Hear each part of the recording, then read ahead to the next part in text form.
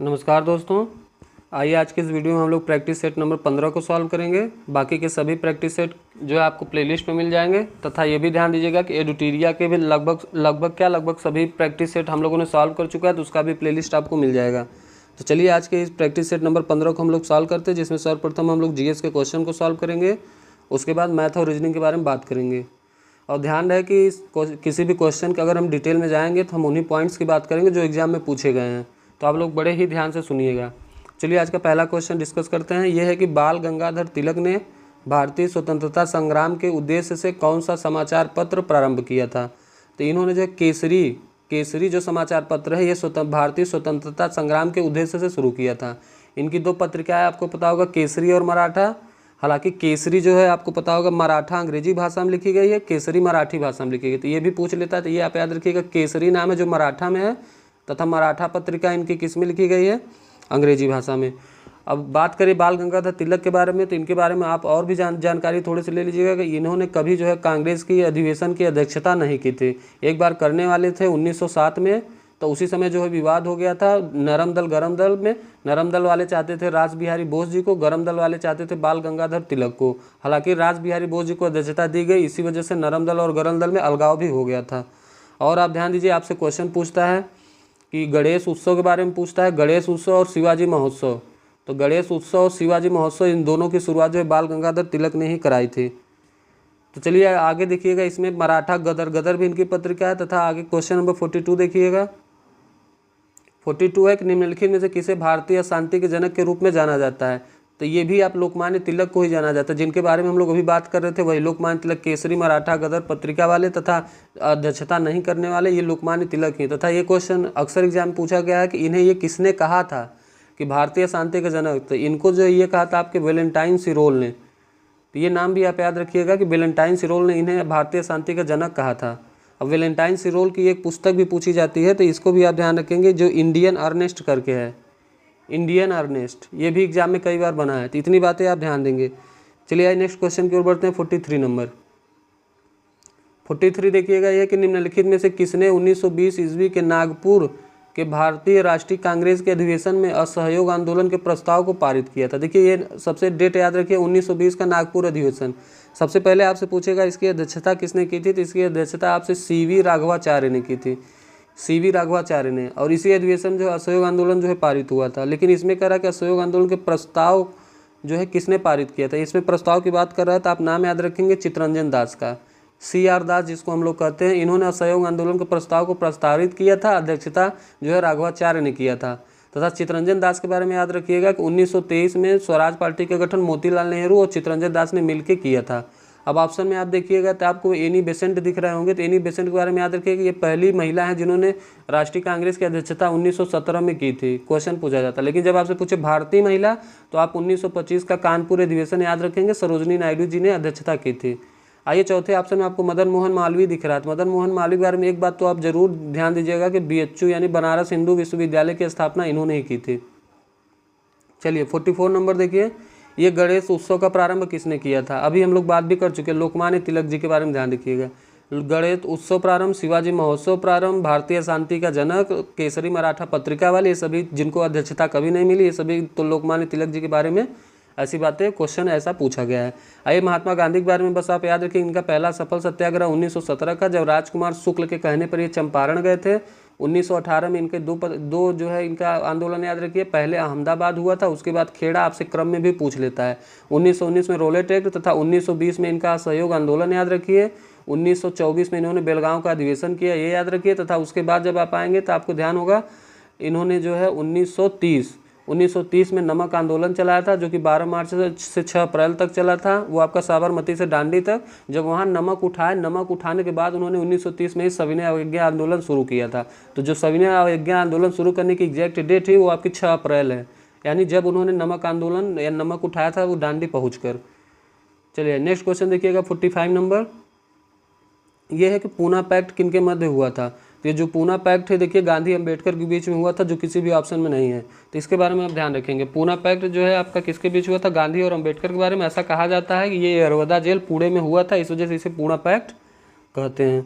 चलिए question number next देखिएगा 46 number है कि उत्तरी सह्याद्री के त्र्यंबकम पठार से निकलने वाली कौन सी नदी है। तो ध्यान दीजिएगा, उत्तरी सह्याद्री के जो त्र्यंबकम पठार से निकलती है वो आपकी गोदावरी नदी है। गोदावरी नदी का आप नाम याद रखेंगे। अब बात करते हैं गंगा की, तो गंगा का आपको पता होगा गंगोत्री ग्लेशियर से निकलती है, तथा ब्रह्मपुत्रा की बात करें ये भी पूछा गया है, ब्रह्मपुत्रा चेमा युंगडुंग तिब्बत से निकलती है, तथा नर्मदा आपको पता होगा ये मध्य प्रदेश के अमरकंटक की पहाड़ी से निकलती है।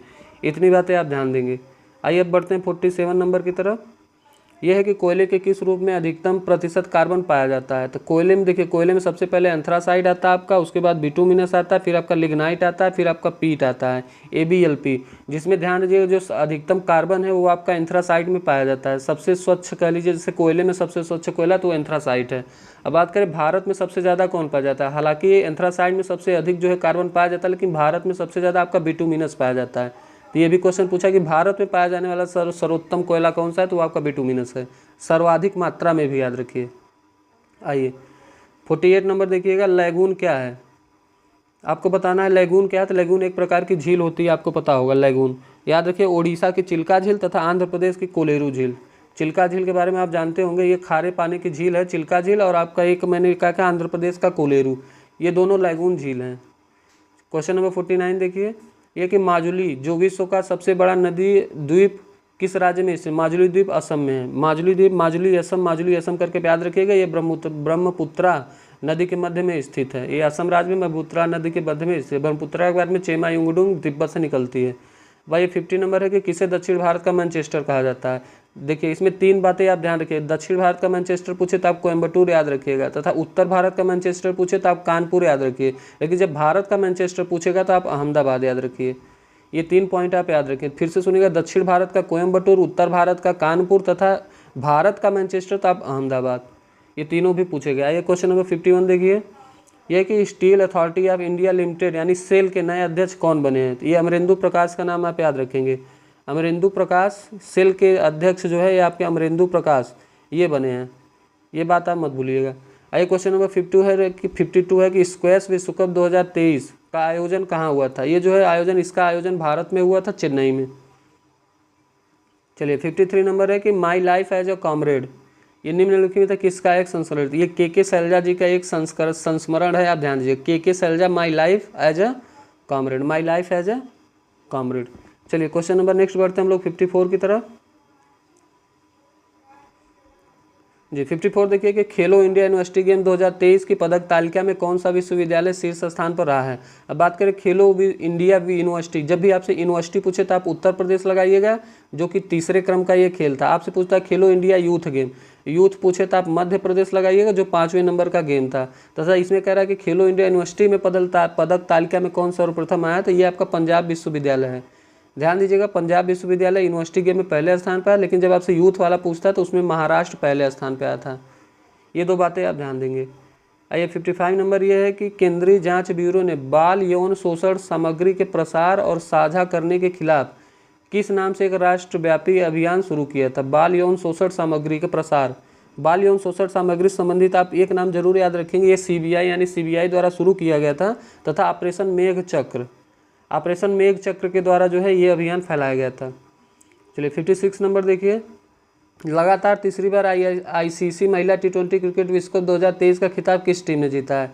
ये आपका जीता है ऑस्ट्रेलिया ने ये खिताब जीता है लगातार तीसरी बार, तथा कुल 6 बार इन्होंने जीता है। अब बात कर लेते हैं 2019 का वर्ल्ड कप का, जो कि ये आपका मेंस वर्ल्ड कप की हम बात कर रहे हैं, जो कि आपका 51 डे वर्ल्ड कप था। इसको आपने जीता था, इसको इंग्लैंड ने आपने जीता था। तथा अभी बात करें जो T20 वर्ल्ड कप हुआ है, T20 जो वर्ल्ड कप हुआ था उसको भी इंग्लैंड ने जीता था। तो ये दोनों बातें आप ध्यान देंगे। तथा 2023 का जो वर्ल्ड कप होने वाला है वनडे का, वो भारत में होगा, ये भी आप ध्यान रखेंगे।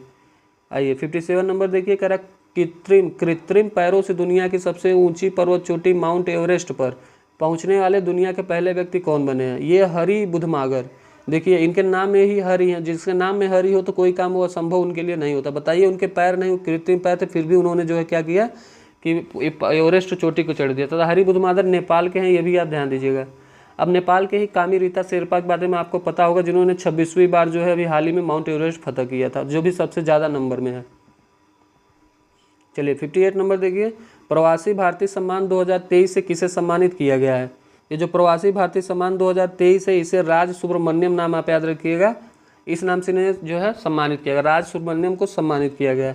अब बात करते हैं प्रवासी भारतीय से पूछा जाएगा कि 17वां प्रवासी भारतीय का आयोजन कहाँ हुआ, तो आपका इंदौर मध्य प्रदेश में हुआ है, तो ये भी आप ध्यान रखेंगे। चलिए ऑप्शन में आपको गीतांजलि श्री दिख रही होगी, इनका नाम आपको पता होगा। गीतांजलि श्री को जो है बुकर पुरस्कार, इंटरनेशनल बुकर पुरस्कार दिया गया था रेत की समाधि के लिए। बद्री नारायण आपको पता होगा, इनका नाम भी आप जानते होंगे। आइए क्वेश्चन नंबर 59 देखिए, कराम मॉन्टेस्क्यू द्वारा लिखित पुस्तक का नाम क्या है। मॉन्टेस्क्यू द्वारा लिखित पुस्तक आपसे पूछ रहा है, तो द स्पिरिट ऑफ लॉज ये इनकी पुस्तक है, द स्पिरिट ऑफ लॉज इनकी पुस्तक है। तथा एक बहुत प्रसिद्ध पुस्तक देखिए the social contract, the social contract ये रूसो की है। द सोशल कॉन्ट्रैक्ट बहुत ही इंपॉर्टेंट है, कई बार पूछा गया, तो ये रूसो के जो है पुस्तक है, तो आप इसको याद ध्यान देंगे। चलिए 60 नंबर देखिए, राष्ट्रीय शोक दिवस कब मनाया गया। याद करिए जब बंगाल विभाजन लागू हुआ था उस दिन लोगों ने जो है बंगाल के लोगों ने राष्ट्रीय शोक दिवस मनाया था। अब बात है कि राष्ट्रीय शोक दिवस हुआ कब था, तो ये आपको पता होगा 1905 वाला कर्जन वाला कांड। तो 1905 में कर्जन ने बंगाल विभाजन किया, जिसकी डेट 19 जुलाई थी कि उन्होंने घोषणा की कि विभाजन होगा, तथा उसे लागू किया था उन्होंने 16 अक्टूबर को। तो 16 अक्टूबर को रक्षाबंधन दिवस भी मनाया जाता है, तथा बंगाल विभाजन के लागू होने के चक्कर में राष्ट्रीय शोक दिवस भी मनाया जाता है। लेकिन ध्यान रहे इतना ज़्यादा इसका विरोध हुआ कि 1911 में इसको बंगाल विभाजन को रद्द भी करना पड़ा था।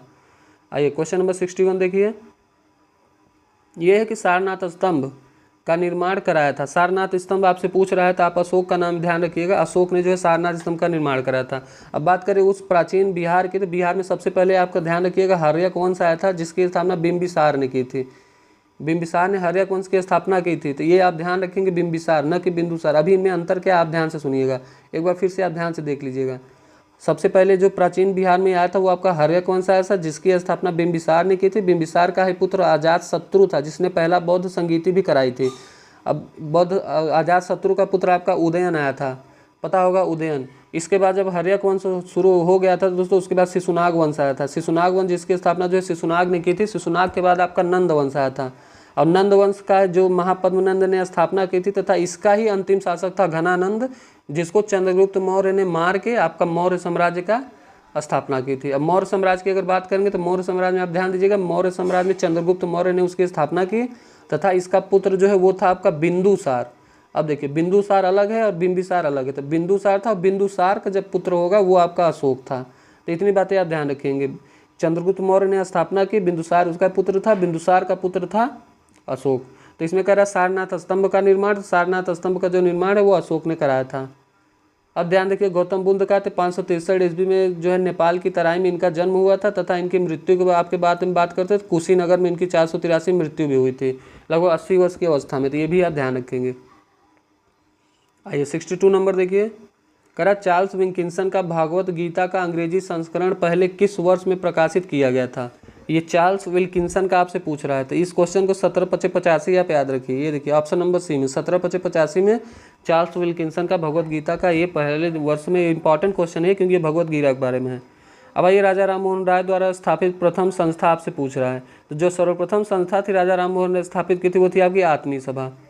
हालांकि ब्रह्म समाज भी इनकी है, आपको ब्रह्म समाज का याद होगा कि 1928 में इन्होंने की थी। जाहिर सी बात है ये पहले हुई होगी तभी ये इनकी प्रथम संस्था है। तो बात करें इस संस्था के बारे में, तो इन्होंने इस संस्था जो आपका ये संस्था है वो 1815 याद रखिएगा, 1815 में उन्होंने आत्मीय सभा की स्थापना की। उसके बाद ब्रह्म समाज की स्थापना 1928 में की। तथा ध्यान दीजिएगा कि इन्हें वेद समाज भी पूछता, तो वेद समाज भी राजा राम मोहन राय का ही है। अब इनकी 1829 में इन्होंने लॉर्ड माउंटबेटन के साथ मिलकर सती प्रथा का अंत भी किया था। ये तीन बातें आप याद रखिए, आत्मीय सभा, ब्रह्म समाज और वेद समाज, ये तीनों राजा राम मोहन राय की है। 1829 में इन्होंने क्या किया था, सती प्रथा का अंत किया था, तथा राजा की उपाधि इन्हें अकबर द्वितीय ने दी थी। अब आइए बात करते हैं, एक तत्वबोधिनी सभा पूछता है, एक आपसे पूछता है तत्वबोधिनी सभा, जिसकी स्थापना जो है देवेंद्रनाथ टैगोर ने की थी। देवेंद्रनाथ टैगोर ने क्या किया था, तत्वबोधिनी सभा। देवेंद्रनाथ टैगोर के बारे में बात करें तो ये रविंद्रनाथ टैगोर और सत्येंद्रनाथ टैगोर या ठाकुर के पिता थे। रविन्द्रनाथ टैगोर को आप जानते ही होंगे, तो इनके पिता थे देवेंद्रनाथ टैगोर, जिन्होंने तत्वबोधिनी सभा की। तथा रविन्द्रनाथ टैगोर के बारे में जानते होंगे, इन्हें गीतांजलि के लिए नोबेल 1913 में मिला। जनगण मन, इन्होंने भारत का राष्ट्रीय गान भी लिखा, तथा बांग्लादेश का भी ऐसा कहा जाता है इन्होंने लिखा हमार सुमार बंगला। तथा बात करें सत्येंद्रनाथ टैगोर की, तो क्वेश्चन आपसे पूछा जाएगा कि पहली बार सिविल सेवा की परीक्षा किसने पास की, तो वो रविन्द्रनाथ टैगोर के भाई सत्येंद्रनाथ तथा देवेंद्रनाथ टैगोर के पुत्र सत्येंद्रनाथ, दोनों एक ही बात है। तो आप सत्येंद्रनाथ का नाम याद रखेंगे। चलिए आइए क्वेश्चन नंबर नेक्स्ट देखिए 64। 64 है कि निम्नलिखित में से कौन सही सुमेलित नहीं है। आपको बताना है कौन सही सुमेलित नहीं है। तो आप ध्यान से देखेंगे तो आपको अभी मैंने बात की तत्वबोधिनी सभा, ये आपका देवेंद्रनाथ का है तो यही असुमेलित हो गया। सत्यशोधक समाज, ये सत्यशोधक समाज जो ज्योतिबा फूले की है तो ये भी असुमेलित हो गया। उसके बाद बात करते हैं भारतीय वर्त समाज, तो ये भी लाला लाजपत राय की नहीं है। यानी ये तीनों ऑप्शन इसमें सुमेलित नहीं है। तो इसमें क्या हो जाएगा, उपयुक्त में से कोई नहीं, क्योंकि कोई भी सुमेलित सही कह रहा है। निम्नलिखित में से कौन सही सुमेलित नहीं है, ये तीनों सही सुमेलित नहीं है। जब तीनों सही सुमेलित नहीं है तो आप बताइए इसका आंसर क्या देंगे, उपयुक्त में से एक से अधिक या उपयुक्त में से कोई नहीं। तो इस कंडीशन में आप ध्यान दीजिएगा, भले आप कंफ्यूज है लेकिन आप ई ऑप्शन ही मारिएगा उपयुक्त में से कोई नहीं। तो इसका आंसर है उपयुक्त में से कोई नहीं। अब बात करें आपसे बता सत्यशोधक समाज, ज्योतिबा फूले, तत्वबोधिनी सभा, देवेंद्रनाथ ठाकुर या टैगोर आप कह लीजिए। आइए अब बात करते हैं 65 नंबर। 65 देखिए 1857 के विद्रोह के समय भारत का गवर्नर जनरल कौन था। तो 1857 में लॉर्ड कैनिंग भारत का गवर्नर जनरल था।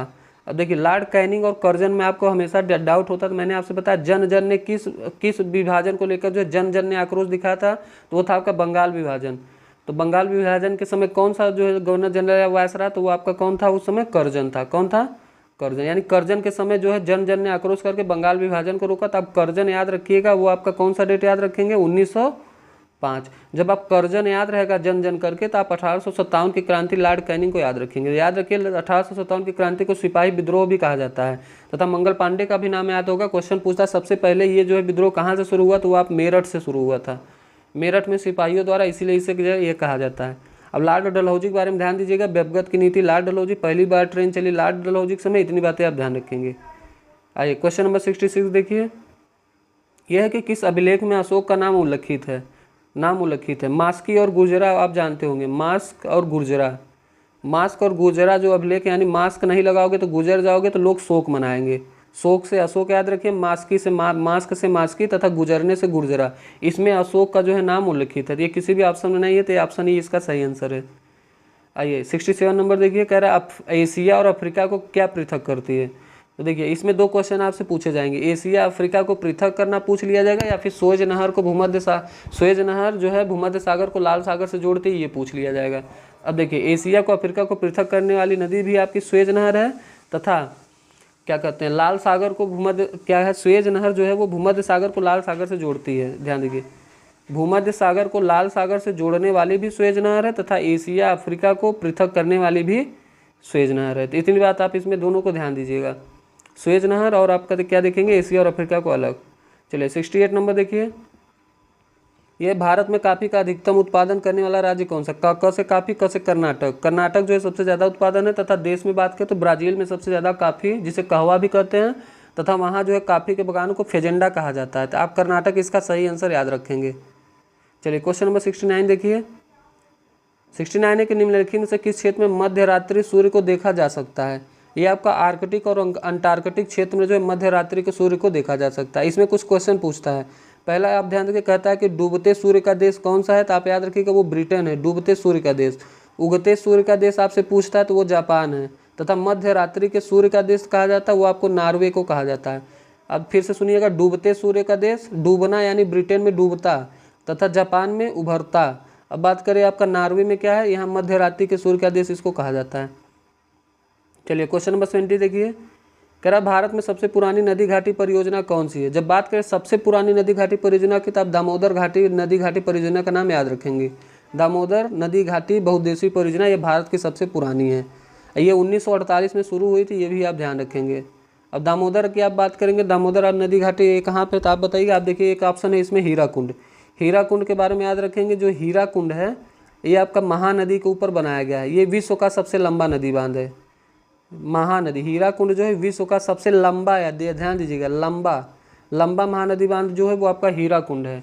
और तथा दामोदर के बारे में बात करके सबसे पुरानी नदी घाटी परियोजना है। ये अब ये भी ध्यान दीजिएगा, ये हुगली की सहायक नदी जो है दामोदर पर स्थित है, जो कि झारखंड और पश्चिम बंगाल की संयुक्त परियोजना है। दामोदर क्या है, झारखंड और पश्चिम बंगाल की संयुक्त परियोजना है, ये बात आप ध्यान रखिएगा। चलिए क्वेश्चन नंबर 21 देखिए, काली मिट्टी मुख्यतः किस फसल के साथ संबंधित है। देखिए काली मिट्टी कहिए, कपास मिट्टी कहिए, रेगुर मिट्टी कहिए, ये तीनों कपास से संबंधित है, कपास से संबंधित है। चलिए क्वेश्चन नंबर देखिएगा 72, करा भारतीय संविधान में पहली बार संविधान संशोधन कब हुआ। ध्यान से देखिए, कह रहा है भारतीय संविधान में पहली बार संविधान संशोधन कब हुआ। याद हो गया, जब संविधान बना उसमें 8 अनुसूचियाँ थी, तो 9वीं जो अनुसूची थी वो पहली संविधान संशोधन के द्वारा भूमि सुधार से संबंधित जोड़ी गई, जो कि 1951 में हुआ था। इतनी बात आप ध्यान दें। आइए कुछ संविधान संशोधन की बात करेंगे, तो आप जल्दी जल्दी इसको सुन लीजिएगा, आपका रिवीजन हो जाएगा। जो पहला संविधान संशोधन हुआ मैंने बताया आपसे 1951 में भूमि सुधार संबंधित हुआ, ये यही वाला है। उसके बाद आप 7वां याद रखिएगा, जो राज्यों का पुनर्गठन, 7वां फजल अली आयोग राज्यों का पुनर्गठन संबंधित है। उसके बाद आप 21वां याद रखिएगा, सिंधी भाषा को जो है जोड़ी गई, तथा 21 के बाद जब आपसे कहें तो आप 36 याद रखिएगा, 36वां संविधान संशोधन द्वारा सिक्किम को भारतीय राज्य का दर्जा दिया गया। फिर आप आइए 42वां संशोधन, जब आपको समाजवादी पर्थनिरपेक्ष अखंडता तथा साथ ही याद रखिएगा मूल कर्तव्यों को जोड़ा गया। इसके बाद 44वां ध्यान देंगे, 44वां में क्या हुआ था, जो है शिक्षा को मौलिक अधिकार, संपत्ति के अधिकार को जो है मौलिक अधिकार से हटाया गया था, वो 44वां संविधान संशोधन था। अब उसके बाद आप बात करिएगा, आपसे आप पूछेगा तो आप याद रखिएगा 73 और 74। 73वां पंचायती राज से संबंधित है, 74वां जो है आपका नगर पालिका से संबंधित है। 74 के बाद जब आपसे बात करेंगे तो आप आइएगा डायरेक्ट कहाँ पे, 91 में। 91 में आप ध्यान, 91 के पहले 86 वाला याद रखिएगा, इंपॉर्टेंट है, 21 से जो है जोड़ा गया, जिसे शिक्षा को मौलिक अधिकार बनाया गया। अब बात करें 91 संविधान संशोधन की, तो 91 में आपको पता होगा क्या हुआ था, मंत्रिपरिषद का जो आकार था इसके बारे में कहा गया। मंत्रिपरिषद का आकार कितना होगा, लोकसभा में 15%, अन्य जगह 10%, मतलब राज्यों का 15% लोकसभा में, 10% दिल्ली वगैरह के बारे में बात की गई। अब 92वां संविधान संशोधन में आप ध्यान देंगे, जो 92वां संविधान संशोधन था इसमें आपका 4 भाषाएं जोड़ी गई, बोडो, डोगरी, मैथिली और संथाली। कुल मिलाकर जो भाषाएं थी वो 14 से बढ़ के कितनी हो गई, 22 हो गई।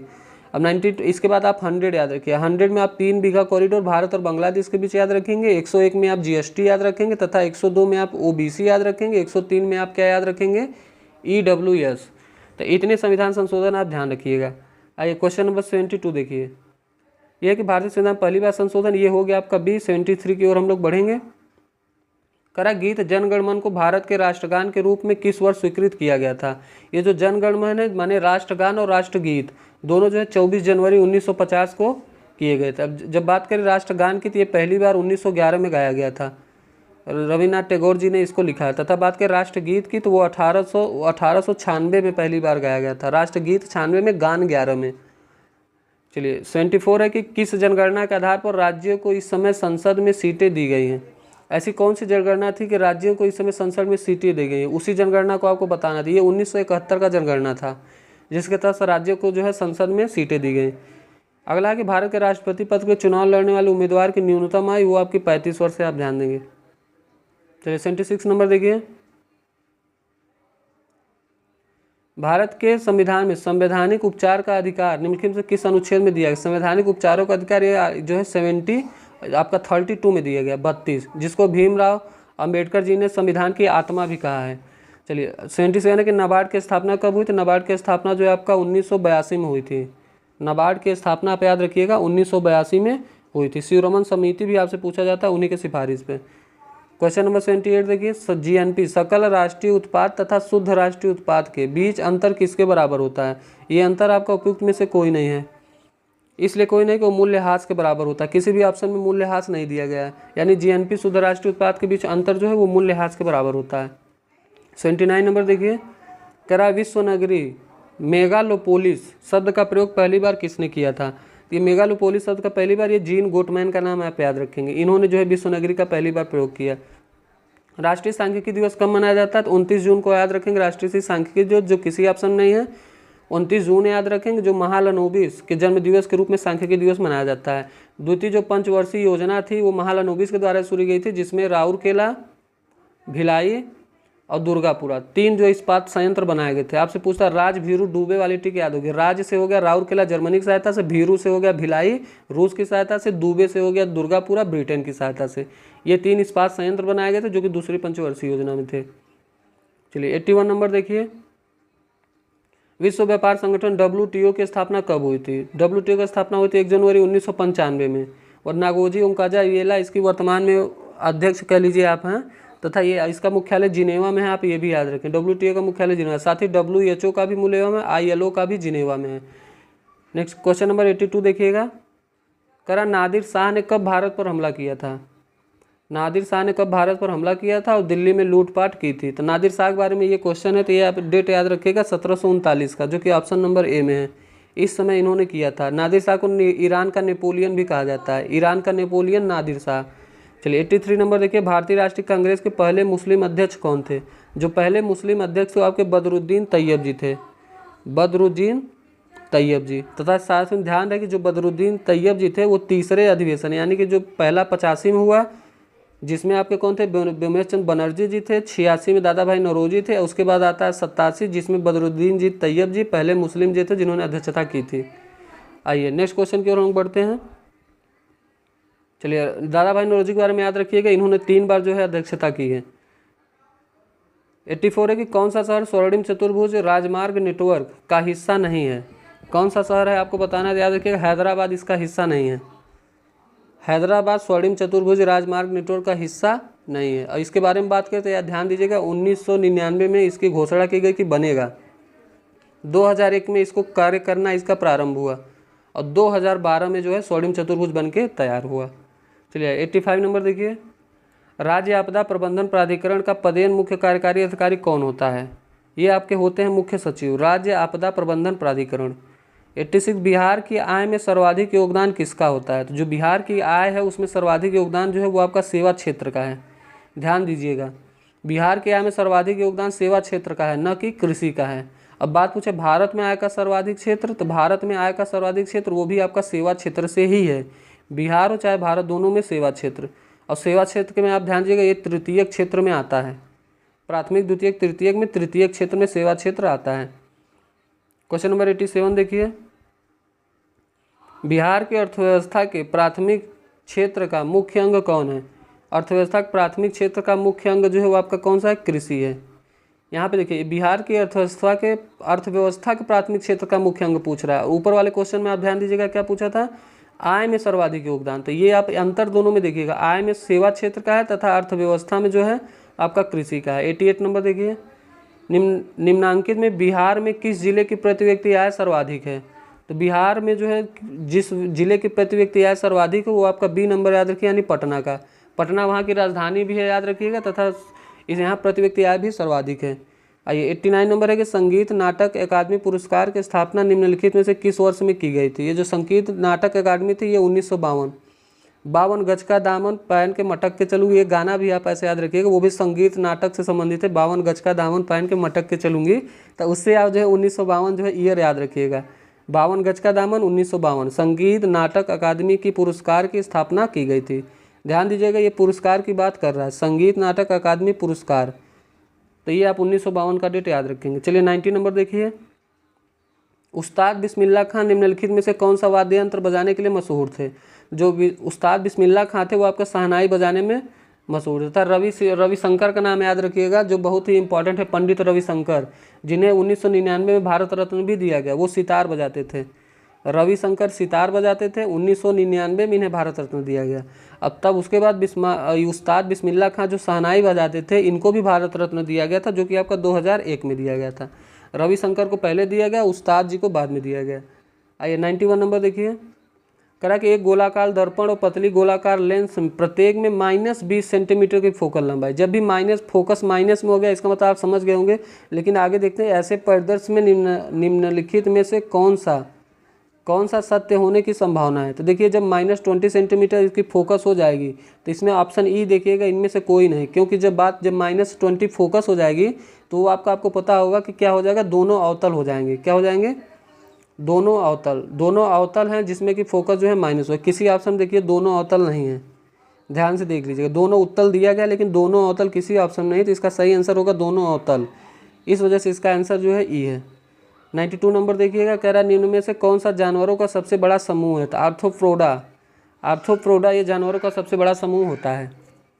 चलिए 93 नंबर देखिए, पालिश सतह पर प्रकाश की एक किरण सतह पर मिलने के बाद उसी माध्यम में लौटती है, तो उसे क्या कहा जाता है? मतलब सतह पाली से प्रकाश की किरण आती है, मिलती है, उसके बाद उसी माध्यम में वापस लौट जाती है। तो अपवर्तन, विवर्तन, विरलीकरण, इसे क्या कहा जाता है आप बताइए? तो इसको प्रतिवर्तन कहते हैं। ध्यान दीजिएगा, इसे कहते हैं प्रतिवर्तन। प्रतिवर्तन प्रतिवर्तन जो कि किसी ऑप्शन में नहीं है, तो इसका आंसर ई हो जाएगा, प्रतिवर्तन। अब देखिए अपवर्तन दिया गया है, तो अपवर्तन के बारे में आपको पता होगा कि जब प्रकाश की किरण क्या होती है, एक माध्यम से दूसरे माध्यम में जाती है तो अपने मार्ग से विचलित हो जाती है, इस घटना को अपवर्तन कहते हैं। तो इसका आंसर होगा प्रतिवर्तन, जो किसी ऑप्शन है तो ई। चलिए 94 नंबर देखिए, ये कि इनमें से किस मामले में किसी व्यक्ति के पास अधिकतम स्थितिज ऊर्जा होगी। देखिए ये क्वेश्चन कई बार आया है, इंपॉर्टेंट भी है। तो जो सबसे ऊपर होगा उसके पास सबसे ज़्यादा स्थितिज ऊर्जा होगी। देखिए मेज पर बैठा, कुर्सी पर बैठा, छत पर बैठा, छत वाला सबसे ऊपर है तो उसमें सबसे अधिक स्थितिज ऊर्जा होगी। आइए 95 नंबर देखिए, करा वीनस फ्लाइट रे पिचर प्लांट को कीट भक्षी पौधे कहा जाता है, क्योंकि ये विशिष्ट पत्तियों या पत्तियों भागों का प्रयोग करके कीटों को फंसाते हैं तथा कीटों से ये प्राप्त करते हैं। तो आपको पता होगा ये कीटों से क्या प्राप्त करते हैं, नाइट्रोजन। आपको पता ही होगा कि नाइट्रोजन प्राप्त करते हैं, सीटेट का क्वेश्चन है। लेकिन आप ध्यान से देखिए कि इसमें पोषक तत्व तो जल और मृदा, आप ये 5 ऑप्शन वाला है तो आप एग्जाम जरूर कन्फ्यूज होंगे। तो आप अपना विचार कीजिए और बताइए। ध्यान दीजिएगा, ये लोग जो हैं आपका ये नाइट्रोजन तो प्राप्त करते हैं, पोषक तत्व भी प्राप्त करते हैं। पोषक तत्व और नाइट्रोजन दोनों प्राप्त करते हैं, इसलिए इसका आंसर हो जाएगा एक से अधिक। चलिए 96 नंबर देखिए, यह कि यदि कोई वस्तु समान समय अंतराल में असमान दूरी तय करती है तो इसे क्या कहा जाता है। समान समय अंतराल में असमान दूरी तय करती है, इसे आपका कहा जाता है असमान गति। समान समय में असमान दूरी तय करेगी तो असमान गति। आइए 97 नंबर देखिए जी, 97 है कि फेनोप्थेलीन को सिरके में डालने पर घोल किस रंग का हो जाता है। तो ये घोल जो है रंगहीन हो जाता है। जब फेनोप्थेलीन को सिरके में आप डालेंगे तो उसका जो घोल होगा वो आपका रंगहीन हो जाएगा। 98 प्रतिध्वनि निम्न में से किस ध्वनि के गुण के कारण सुनाई देता है। प्रतिध्वनि किस ध्वनि के गुण के कारण सुनाई देता है। तो ये है ध्वनि तरंगों के परावर्तन के कारण, ध्वनि तरंगों के परावर्तन के कारण ही ये सुनाई देता है। चलिए क्वेश्चन नंबर 99 देखिए, यह कि जंतु कोशिकाओं में वृक्क को यांत्रिक समर्थन प्रदान करने के लिए निम्न में से कौन सा एपिथीलियम इसकी आंतरिक परत निर्मित करती है। आपको ये क्वेश्चन ध्यान से पढ़िएगा, जंतु कोशिकाओं में वृक्क को यांत्रिक समर्थन प्रदान करने के लिए कौन सा एपिथीलियम इसकी आंतरिक परत निर्मित करता है। तो ये है आपका घनाकार, जिसे क्यूबाइडल कहते हैं। घनाकार ही परत होती है जो इसकी जो है आंतरिक परत निर्मित करती है, घनाकार जिसे क्यूबाइडल कहते हैं। 100 नंबर देखिए, अग्न्याशयी रस में कौन सा मौजूद एंजाइम प्रोटीन को अमीनो एसिड में परिवर्तित करता है। देखिए अग्न्याशयी रस में पूछ रहा है, उसमें तो कई रस होते हैं लेकिन कह रहा है कि कैसा एंजाइम है जो प्रोटीन को अमीनो एसिड में करता है। जो प्रोटीन को अमीनो एसिड में करता है वो ट्रिप्सिन है। ध्यान दीजिएगा, प्रोटीन को अमीनो एसिड में करता है वो आपका कौन सा है, ट्रिप्सिन। तथा लाइपेज जो है वसा को वसा अम्ल एवं ग्लिसरॉल में परिवर्तित करता है। लाइपेज ध्यान दीजिएगा, एमाइलेज है, लाइपेज है नहीं। तो लाइपेज के बारे में ध्यान दीजिएगा, ये जो है वसा को वसा अम्ल और ग्लिसरॉल में परिवर्तित कर देता है। तो ये इसका आंसर ट्रिप्सिन आप याद रखेंगे। नेक्स्ट इनमें से कौन सा संक्रमित बीमारी नहीं है। तो गोनोरिया, कैंडिडाइटिस या मस्सा। तो आपको पता होगा मस्सा कोई संक्रमित बीमारी नहीं है। 102 देखिए, सर्वाधिक उपयुक्त विकल्प कौन सा है। 0 डिग्री सेल्सियस को फ़ारेनहाइट में बदलना है तो आप बताइए इसमें किसका करना पड़ेगा। ये आपको पता होगा ये होता है आपका 32 डिग्री, 0 डिग्री और 32 डिग्री फ़ारेनहाइट ये बराबर होता है तथा 0 डिग्री सेल्सियस और 273 के बराबर होता है, जो कि किसी ऑप्शन नहीं, इसलिए इसका आंसर हो जाएगा ई। आइए 103 देखिए, करा निम्नलिखित यौगिकों को उनके कार्बन बंध की लंबाई के अनुसार बढ़ते क्रम में व्यवस्थित करने पर सही विकल्प कौन सा है। एथीन, एथाइन और इथेन यौगिकों को कार्बन बंध की लंबाई के अनुसार बढ़ते क्रम में। तो लंबाई के अनुसार आपको पता होगा बढ़ता क्रम जो होगा वो आपका होगा ethyne, ethene, ethane. Ethyne, ethene और एथेन, ये लंबाई का बढ़ता क्रम है। 104 देखिए, करा निम्नलिखित खाद्य श्रृंखला में हिरणों के अवैध शिकार में वृद्धि के साथ, जैसे घास, हिरण और टाइगर, कह रहा है हिरण का अवैध शिकार हो रहा है। तो कह रहा है कुछ वर्षों के बाद खाद्य श्रृंखला क्या होगा, घास कम होने लगेगी, बाघ अपनी आबादी में वृद्धि करेंगे, बाघों का देखिए बाघ जो है वो खाता है हिरण को और हिरण खाता है घास। अब आप हिरण का अगर बीच से शिकार कर लीजिए तो टाइगर जो है घास तो खा नहीं पाएगा, यानी बाघों की जो आबादी है वो घट जाएगी। 105 नंबर देखिए, कह रहा है पीलिया में कौन सा अंग प्रभावित होता है। इसमें यकृत जो अंग है वो प्रभावित होता है तथा पीलिया के बारे में याद रखिएगा, एक बिलुबिरीन होता है, आपने सुना होगा बिलुरुबिन। बिलुरुबिन नामक रंजक जो है मात्रा बढ़ जाती है तो उसे जो है पीला रंग आ जाता है, जिसे पीलिया कहते हैं। पीलिया को कामला भी कभी कभी पूछता है कामला रोग, तो कामला और पीलिया दोनों एक रोग हैं, इन दोनों को आप ध्यान देंगे। 106 है, कौन सा हार्मोन नहीं है। Insulin, plasma, haemoglobin. Insulin, haemoglobin और प्लाज्मा, इसमें हार्मोन नहीं है आपसे पूछ रहा है। अब ध्यान दीजिएगा, ये जो हीमोग्लोबिन और प्लाज्मा आप देखते हैं, ये आपका प्रोटीन होता है, न कि क्या होता है, हार्मोन होता है। ये आप ध्यान, हीमोग्लोबिन हीम नामक इसमें रंजक भी पाया जाता है जो शरीर में ऑक्सीजन परिवहन करती है, आरबीसी में पाई जाती है। और प्लाज्मा के बारे में आपको पता होगा, आरबीसी, डब्ल्यूबीसी और आपका एक होता है प्लेटलेट्स। तो प्लाज्मा ये आप ध्यान रखिएगा। तो इसमें पूछ रहा है कौन सा हार्मोन नहीं है, तो आप इसमें ध्यान दीजिएगा, इसका आंसर होगा एक से अधिक, क्योंकि हीमोग्लोबिन भी हार्मोन नहीं है, प्लाज्मा भी हार्मोन नहीं है। इंसुलिन आपका एक हार्मोन है, बाकी दो नहीं है। आइए क्वेश्चन नंबर 107 देखिए, कह रहा है पृथ्वी पर उपलब्ध ताजे जल का प्रतिशत, माने पृथ्वी पर कितना ताज़ा जल पाया जाता है, तो 2.7% जो है पृथ्वी पर ताज़ा जल पाया जाता है। 108 है, निम्न में अधिकतम द्रव्यमान किसका, इलेक्ट्रॉन, न्यूट्रॉन, प्रोटॉन। आपको पता होगा आवेश की जब बात करते हैं तो इसमें जो इलेक्ट्रॉन में जो आवेश होता है वो 1.6 यानी -1.6 गुणित 10 के घाते कितना, -19, ये आपका कूलाम होता है। ये आवेश है, ध्यान दीजिएगा, आवेश और द्रव्यमान दोनों में अंतर होता है, तो ये आपका आवेश है। प्रोटॉन में जब आवेश पूछता है तो यही प्लस हो जाता है, यानी 1.6 गुणित 10 के घाते -19, ये आपका इसमें प्रोटॉन। लेकिन न्यूट्रॉन, क्योंकि ये न्यूट्रॉन क्या होता है, उदासीन होता है, तो इसमें कोई भी आवेश नहीं होता। अब ये बात कर रहा है किसकी, लेकिन ये द्रव्यमान की बात कर रहा है। जब आपसे द्रव्यमान पूछेगा तो आप ध्यान रखिएगा, जो सबसे ज़्यादा द्रव्यमान है वो आपका न्यूट्रॉन का होता है, 1.675 गुणित 10 के घाते -27, इतना जो है इसका होता है न्यूट्रॉन का। तो यही अधिकतम द्रव्यमान जो है न्यूट्रॉन का ही होता है। चलिए 109 नंबर देखिए, यह कि समतल दर्पण के लिए प्रतिबिंब की प्रकृति कैसी होती है। तो जो समतल दर्पण होता है वो आप याद रखिएगा एक से अधिक, आभासी इसमें वास्तविक, वार्षिक, सीधा, आभासी, समान आकार, आभासी और पार्श्विक उल्टा। जब भी आप समतल दर्पण की बात करेंगे तो समतल दर्पण जो प्रतिबिंब होता है वो आभासी वस्तु के बराबर तथा पार्श्व उल्टा होता है। कैसा होता है, आभासी वस्तु के बराबर तथा पार्श्व उल्टा होता है। तो ये जो है समतल दर्पण बनता है, तो इसलिए इसका आंसर क्या हो जाएगा, डी, एक से अधिक। चलिए क्वेश्चन नंबर 110 देखिए, करा सघन माध्यम में प्रवेश करने पर प्रकाश की गति में परिवर्तन को क्या कहेंगे। जब सघन माध्यम में प्रवेश करेगा तो अपवर्तक सूचकांक कहेंगे। क्या कहेंगे, अपवर्तक सूचकांक। सघन माध्यम प्रवेश करने पर अपवर्तक सूचकांक। अब 111 देखिए, करा रक्ताल्पता किस प्रकार का रोग है, आनुवंशिक, संक्रामक या अल्पता रोग। रक्ताल्पता एक अल्पता रोग है, अल्पता, रक्ताल्पता कैसा रोग है, अल्पता रोग है। चलिए क्वेश्चन नंबर 112 देखिए, कह रहा जब बस का एक ड्राइवर अचानक ब्रेक लगाता है तो यात्री आगे की ओर गिर जाते हैं, तो इसका कारण क्या है, इसका कारण है गति का जड़त्व, जिसे न्यूटन का पहला नियम भी हम लोग कर सकते हैं, ये आपका है, गति का जड़त्व के कारण ऐसा होता है।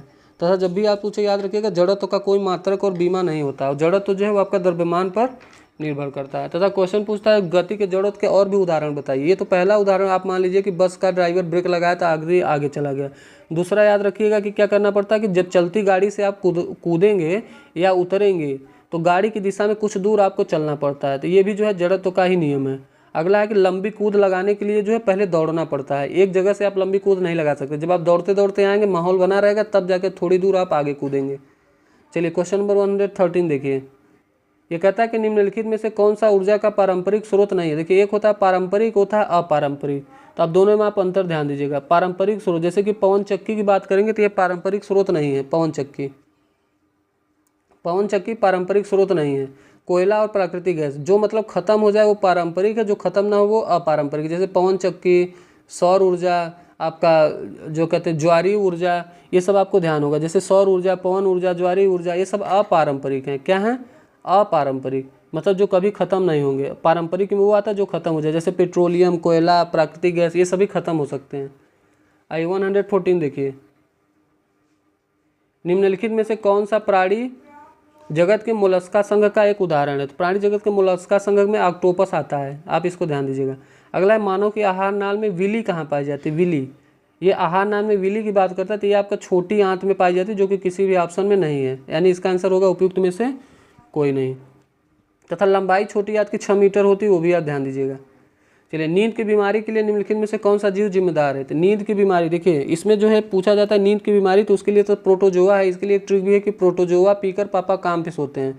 देखिए ये ट्रिक आप याद रखिएगा, ये मैंने खुद बनाया था। प्रोटोजोआ पीकर पापा काम पे सोते हैं। प्रोटोजिया से आपका हो जाएगा कौन सा, पायरिया, सोते से हो जाएगा निद्रा रोग, पायरिया और निद्रा रोग। तथा निद्रा रोग वो सीसी मक्खी के काटने से भी होता है, तो ये आप ध्यान दीजिएगा। प्रोटोजोआ पीकर पापा काम पे सोते हैं, तो प्रोटोजोआ से क्या हो जाएगा आपका, पायरिया भी प्रोटोजोआ से होता है, निद्रा रोग भी पायरिया से होता है।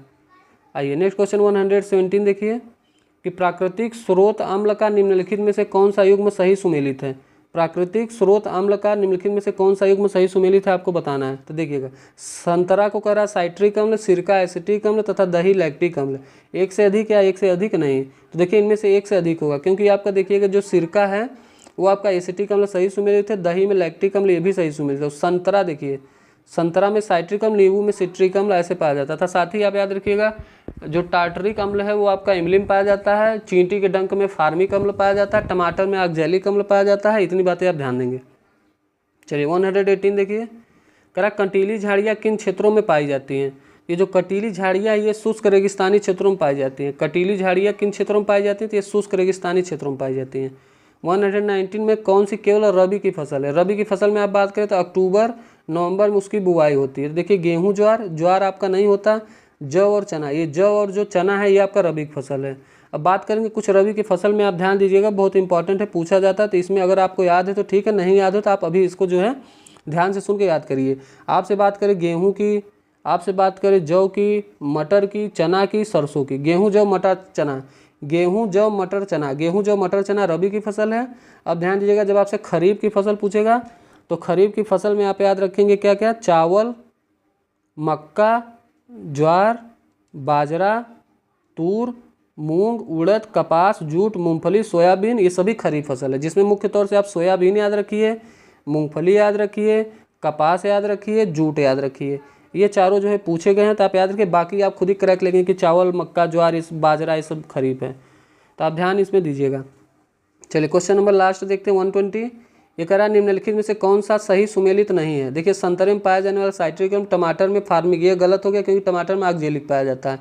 अंगूर में टार्टरिक अम्ल पाया जाता है, तो आप बताइए कौन सा सही सुमेलित है। बी है, क्योंकि संतरा में साइट्रिक पाया जाता है, अंगूर में टार्टरिक पाया जाता है, तथा ध्यान दीजिए कि चींटी में फार्मिक अम्ल पाया जाता है, टमाटर में ऑक्जेलिक अम्ल पाया जाता है। ये सभी बातें आप ध्यान देंगे। इसी के साथ ये प्रैक्टिस सेट समाप्त होता है दोस्तों। और साथ ही ध्यान रहे, मैथ और रीजनिंग के लिए मैंने आपको पीडीएफ में उसके क्वेश्चन और सारे सॉल्यूशन भी दे दिए, जो आपको टेलीग्राम पे मिल जाएगा। ऐसे कराने में बहुत समय लगता था, अच्छे से सॉल्व भी नहीं करा पा सकते। जैसे भी व्यवस्था मेरे पास होती है दोस्तों, मैं इसका कराऊंगा। तो आप लोग क्या करिएगा, टेलीग्राम पे जाके पीडीएफ जरूर लेके मैथ और रीजनिंग के सारे क्वेश्चन देखिए, आप जरूर सॉल्व कीजिएगा। तथा किसी क्वेश्चन में आपको अगर डाउट लगता है तो आप कमेंट बॉक्स में कमेंट जरूर कीजिएगा। और बाकी के सभी प्रैक्टिस सेट आपको मिल जाएंगे, जो कि आपके प्लेलिस्ट में है, तो आप उसे भी देखिए और अपनी तैयारी का आकलन कीजिए। और ध्यान दीजिएगा, बिहार का जो हम लोग तथ्य सीरीज भी चला रहे हैं, जो बिहार के स्पेशल वही पॉइंट्स हम उसमें बताते हैं जो बिहार के बहुत ही इंपॉर्टेंट्स हो और एग्जाम में जिसके बनने की संभावना है, तो आप उसे भी आप जरूर देखते होंगे, ऐसा मुझे उम्मीद है। बाकी आप अपने जो भी सुझाव जो है कमेंट बॉक्स में दीजिएगा, और आप अपने ऊपर विश्वास कीजिएगा, पढ़ाई करते रहिए। समय अब थोड़ा सा कम बचा है, हालांकि टेंशन लेने कोई बात नहीं है, आप ज़रूर करेंगे, क्योंकि आप एक मेहनती छात्र हैं, मुझे पूरा विश्वास है। ठीक है दोस्तों, इसी के साथ वीडियो समाप्त करते हैं। धन्यवाद, जय हिंद।